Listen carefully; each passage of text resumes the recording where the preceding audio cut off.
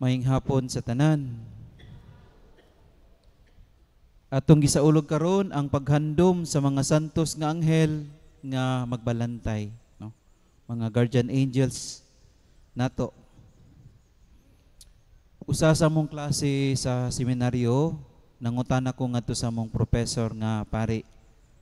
Ang akong pangutana is about the creation and the existence of angels. If God created human beings and we could find it in the book of Genesis, bitaw na diha no sa creation account nga gisulat diha nga ang Ginoo nagbuhat no sa tao. Ang akong pangutana ngadto sa mong professor, kung ang Ginoo nagbuhat og tao, is there any account in the Bible that we could also find sa creation account sa mga anghel? Kay aduna bay nilahi nga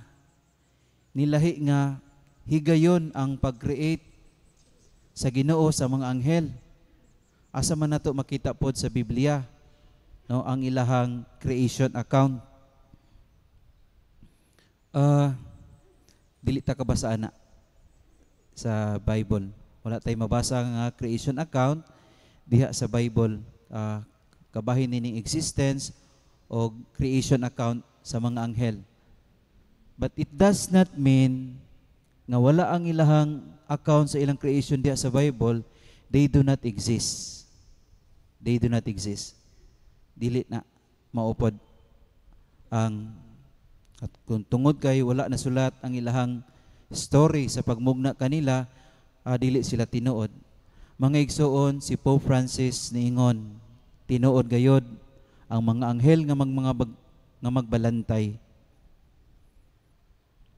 Sila niingon gani siya, no sila uban kanato, busa wala na bisan kinsa nga maguna-una pa nga siya nag-inusara.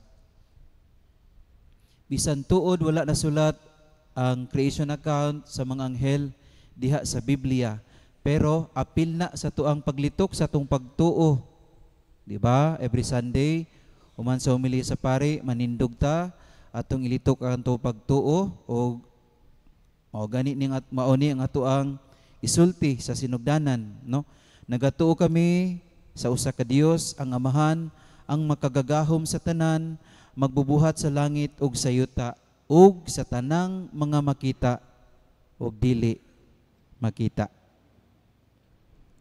Nga sa pagmugna sa Ginoo sa tanang kabuhatan dinhi sa kalibutan, sa creation story diha sa book of Genesis, wala ka na nagpasabot nga bisag wala na apil ang account sa creation story sa mga anghel, they do not exist. Apil sa tuang pagtuo nga mga Kristiyano, Katoliko, nga guardian angel existed. Bisag wala pa nasulat ang ilang creation story diha sa book of Genesis. They are real, tinuod sila, and they are with us. Only we could not feel their presence tungod kay pure spirit man sila. Pure spirit man sila. Ang Ginoo naghatag og kinabuhi sa tao who is animated by the Spirit. Pero ang Ginoo pod naghatag og kinabuhi who is not animated. Kita mga tao animated spirit man ta. Ang lawas nato is animated by the Spirit. It is the Spirit itself which is the principle of life and the principle of the life nga naa nato. Everything sa kalibot matong sa mong klase no sa philosophy, ang tanan daw nga nasa atong palibot itawag siya corporeal realities, material realities. We are matter. Ang tao matter, kani matter, kani matter. Ang nakalahi lang nato aning libro ha o kaning panyo, kita is animated by the Spirit. Kani wala man ni spirit to. Purely ra gyud ni siya nga matter, and they do not animate a spirit. The spirit that is in us mo'y responsable sa kinabuhi nato. Ang espiritu nga naa kanato mao'y responsable nganong makalihok-lihok ta with the principle of motion, no, nga naa nato. Of course, dili nang nato makita ang ato ang espiritu. Ang ato makita nato is the part sa ato ang material nga lawas. But dili nato makita ang espiritu. Of course, espiritu gud na. No, espiritu gud na. Dili gud na makita.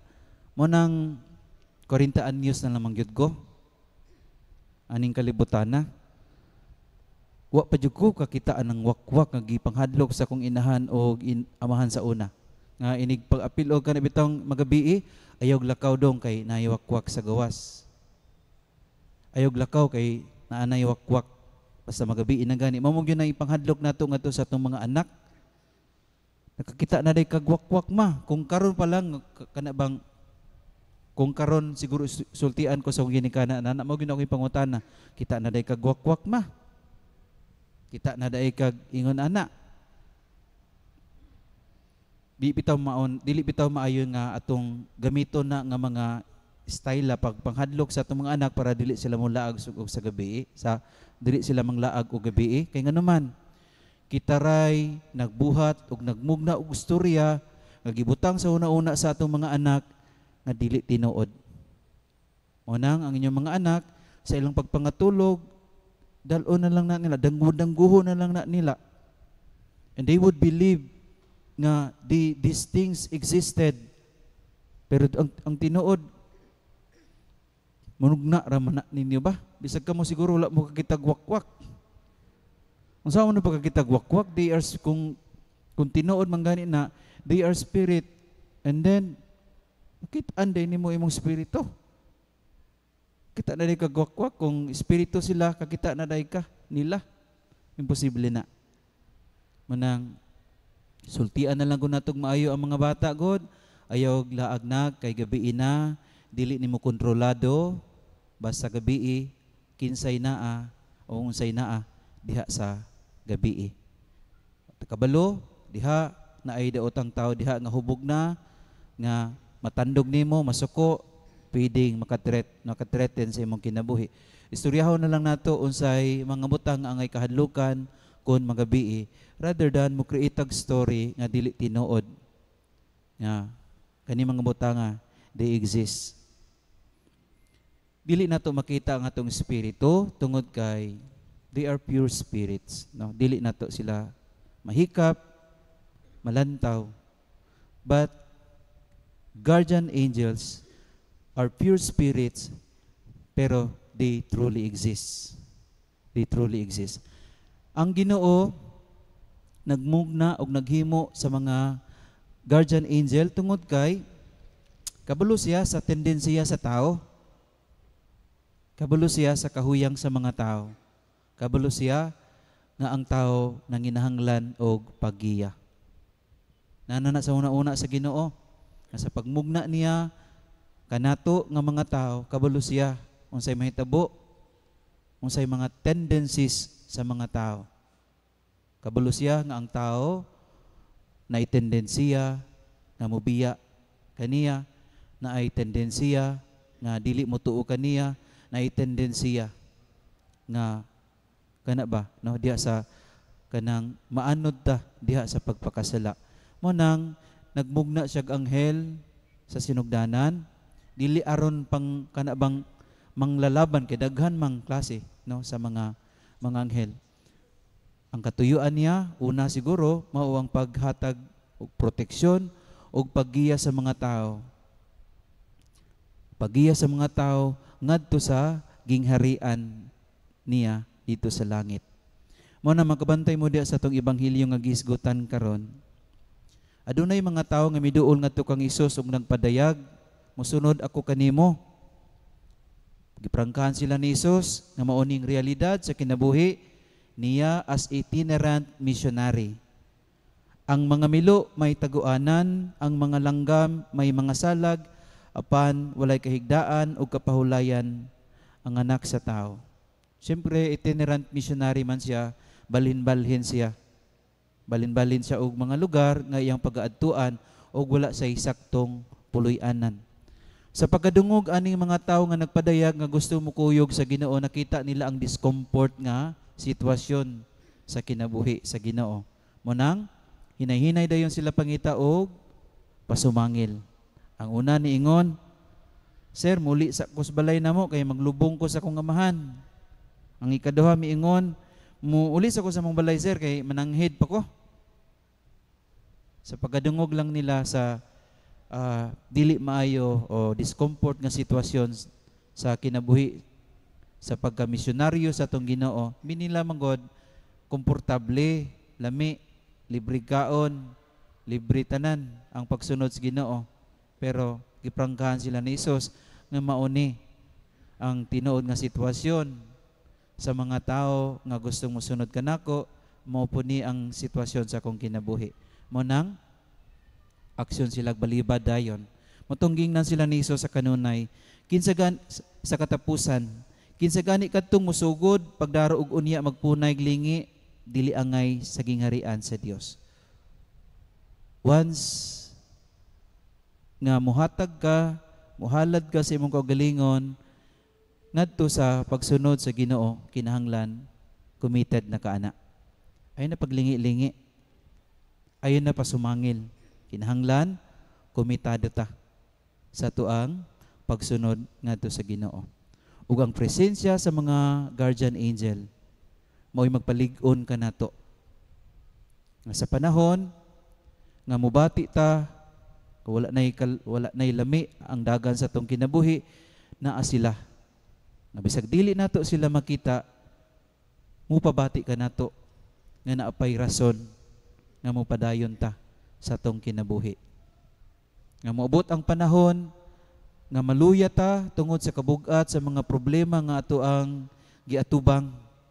Dili na nato makaya, naa ang mga guardian angel nato nga maoy mudasig kanato sa pagpadayon sa pag-atubang sa kabug-at sa mga problema nga ato ang nasinati.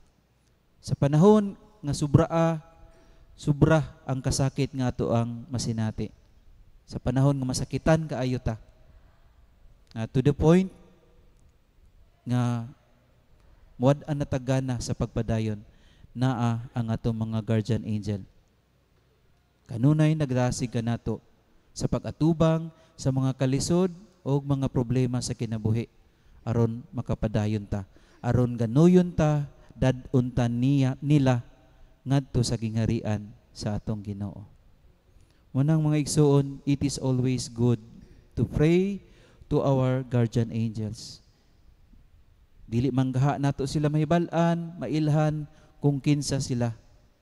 Pero salig ug tuota nila tungod kay ihatag sila sa Ginoo sa atong kinabuhi aron ubanan ta ug giyahan ta nila.